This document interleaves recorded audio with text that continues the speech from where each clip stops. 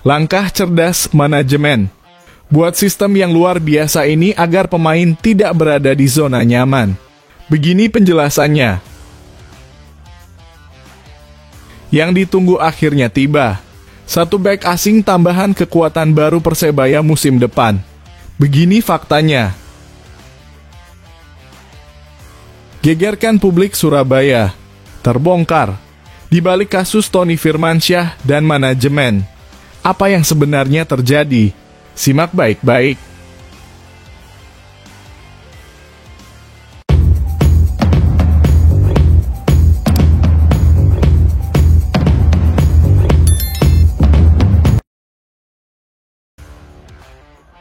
Persebaya Surabaya sedang mencoba sistem baru di BRI Liga 1 2024/2025. Mereka akan memberlakukan promosi degradasi dengan tim junior. Artinya ada kesempatan pemain muda masuk ke skuad senior. Sistem ini hasil kolaborasi Persebaya Future Lab yang dipimpin oleh Ganesha Putra. Ada 7 kategori yang terbagi, yakni mulai dari Persebaya 1 sampai yang terendah adalah Persebaya 7. Nah, Persebaya 1 yang dimaksud adalah tim senior yang berada di bawah arahan pelatih Paul Munster dan berkompetisi di Liga 1. Sedangkan 6 kategori sisanya adalah tim junior yang berisikan pemain muda di bawah kendali Ganesha Putra. Dari setiap kategori Persebaya itu bisa terjadi promosi dan degradasi. Pemain-pemain potensial yang ada di Persebaya 2 bisa saja dipromosikan ke Persebaya 1. Rancangan ini sudah terjadi pada Widi Syariev yang pernah membela tim senior Persebaya. Dia sempat dipinjamkan ke klub Liga 2, namun kini telah kembali ke Surabaya dan ditempatkan di Persebaya 2. Skuad Persebaya 2 sempat beruji coba dengan para pemain cadangan Persebaya 1 Senin 5 Agustus 2024. Hasil uji coba itu rupanya mampu memikat pelatih Paul Munster. Kami memberi kesempatan untuk Widi berlatih di Persebaya 1. Alejandro Alan dan Paulinus Aplikapi sementara kembali ke Persebaya 2. Saya sudah berdiskusi dengan Ganesha, sistem seperti ini akan terus kita jalankan dan matangkan, ungkap Munster. Ganesha menyambut baik kerja sama erat tim utama Persebaya dengan Persebaya Future Lab. Para pemain yang ada di Persebaya 2 maupun di bawahnya akan lebih termotivasi untuk berlatih keras demi memaksimalkan peluang menembus Persebaya 1. Pembagian Persebaya 2 dan Persebaya kategori lainnya tidak berdasarkan kelompok usia, melainkan kemampuan sepak bolanya. Karena itu dalam satu kategori bisa saja ada pemain U-Strip 16, U-Strip 18, atau U-Strip 20, kata Ganesha. Dalam satu kategori ada sekitar 15 pemain. Setiap pekan dilakukan evaluasi. Jadi bisa saja seorang pemain pekan pertama Agustus ada di tim Persebaya 3, pada pekan kedua Agustus bisa ada di Persebaya 2, atau sebaliknya turun. Dengan sistem seperti itu, pemain akan terus berkompetisi, meninggalkan zona nyaman, mendorong diri mereka untuk lebih baik, imbuh Ganesha. Apa yang diterapkan Persebaya ini mirip dengan sistem yang diberlakukan di sepak bola Inggris. Klub-klub Premier League biasanya memiliki reserve team atau U21 yang jadi tempat para pemain muda. Tak cuma pemain muda, para pemain senior juga bisa bergabung dengan reserve atau U21. Situasi itu terjadi biasanya saat pemain senior baru sembuh cedera dan perlu mengembalikan insting memegang bola dan tidak perlu langsung bergabung tim utama. Sistem yang sama sebenarnya juga diterapkan di Elite Pro Academy EPA yang juga membolehkan memainkan pemain senior. Dengan begitu ada juga kans pemain junior belajar langsung dengan seniornya sekaligus memudahkan promosi pemain muda berbakat.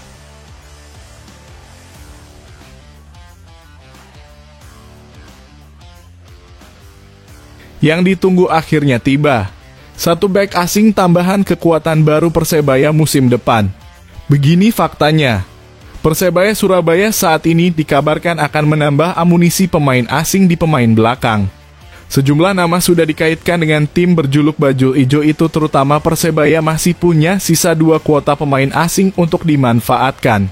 Nama terbaru yang dikaitkan dengan Persebaya Surabaya adalah ex-bek Persikabo 1973, yaitu Nikola Kovacevic. Pemain yang mempunyai tinggi menjulang 1,92 cm itu memperkuat Persikabo 1973 pada paruh pertama musim 2023/2024 lalu. Ia tampil sebanyak 14 kali dan mencetak 1 gol. Sayangnya ia didepak pada paruh musim dan pindah ke Liga Montenegro di sisa musim. Kini Nikola Kovačević santer dikaitkan untuk kembali merumput di Liga 1. Kode keras pun sudah diberikan oleh pemain berusia 29 tahun itu.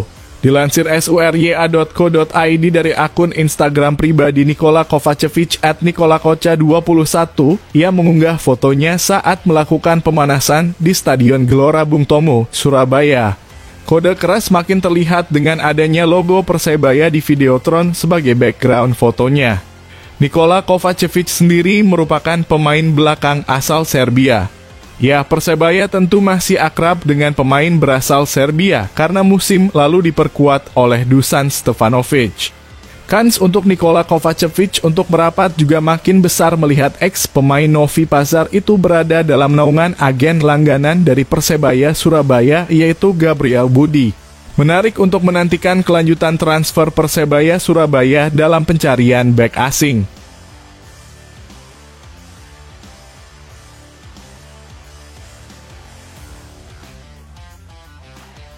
Gegerkan publik Surabaya, terbongkar. Di balik kasus Tony Firmansyah dan manajemen, apa yang sebenarnya terjadi?